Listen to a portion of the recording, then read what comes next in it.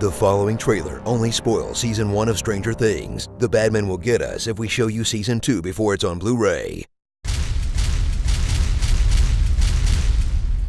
Today's episode is brought to you by T-Mobile, America's best unlimited network.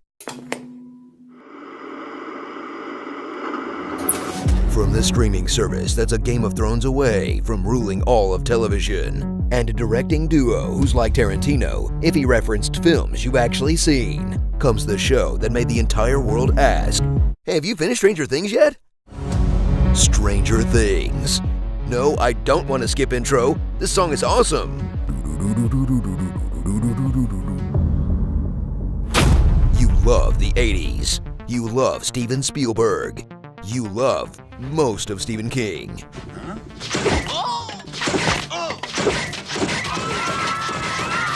Now you're all grown up and the real world is terrible.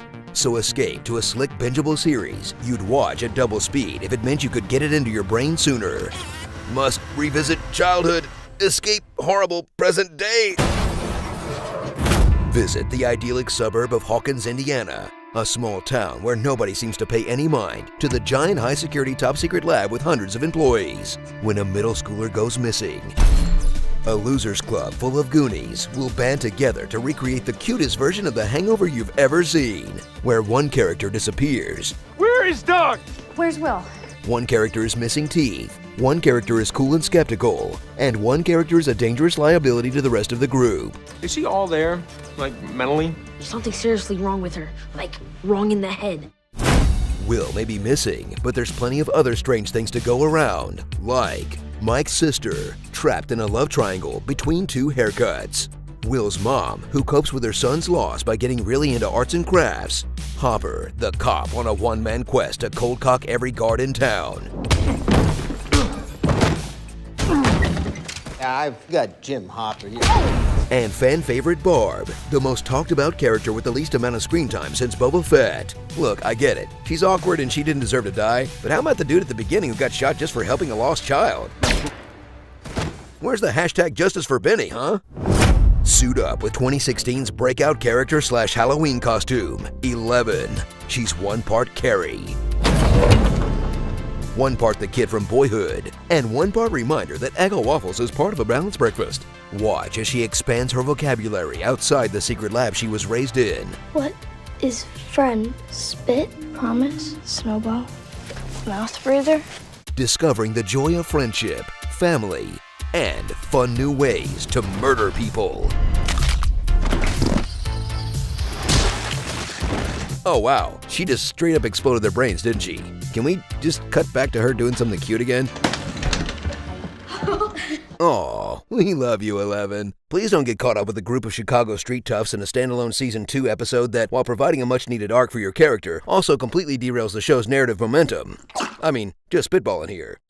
Journey to the Upside Down, an alternate dimension that's just like our own, if it were covered in snot ropes and dandruff. It's a dangerous world that can only be crossed into by the spooky vagina, or this portal in the woods, or these Christmas lights, or this wall, or floating in salt water. I don't know. This is crazy, this is crazy, this is crazy! There lives the Demigorgon.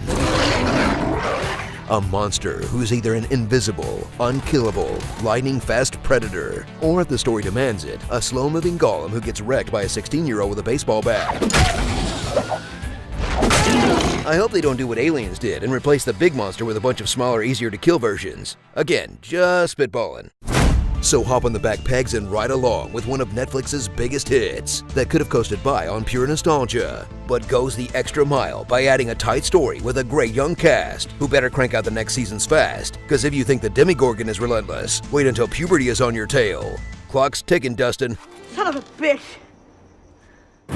Starring nerds, bikes, hugs, Slender Man, more nosebleeds than a horned-up anime character, Winona Face.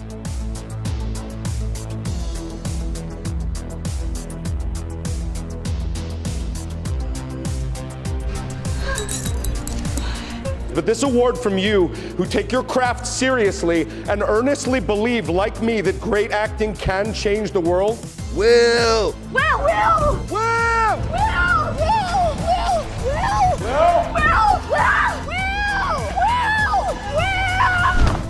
Mike's idiot dad, low-key stealing the show. I hope you're enjoying your chicken, Ted. What did I do? What did I do? Waffles. What's your breakfast? Stop right there! Thief! Being able to talk to Mike's mom. I want you to feel like you can talk to me. Nancy, what? You can talk to me. Joyce, if you need anything, Ted and I are here for you. Conflicted Nancy face.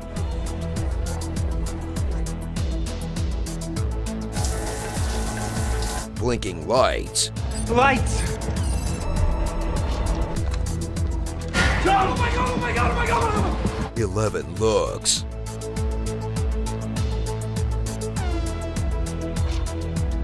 I understood that reference. Like Professor X. It's from Lord of the Rings. More like a Yoda. Like Michael Myers. That's like R2-D2 going to fight Darth Vader. These shots from E.T., Jaws, Halloween, E.T. again, A Nightmare on Elm Street, Stand By Me, An American Werewolf in London, and E.T.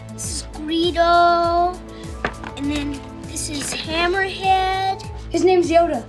He can use the Force to move things with his mind. And the only way pop culture knows how to explain alternate dimensions. You create a doorway. The spacecraft passes through the gateway. So you can take a shortcut through a higher dimension. Nostalgic things.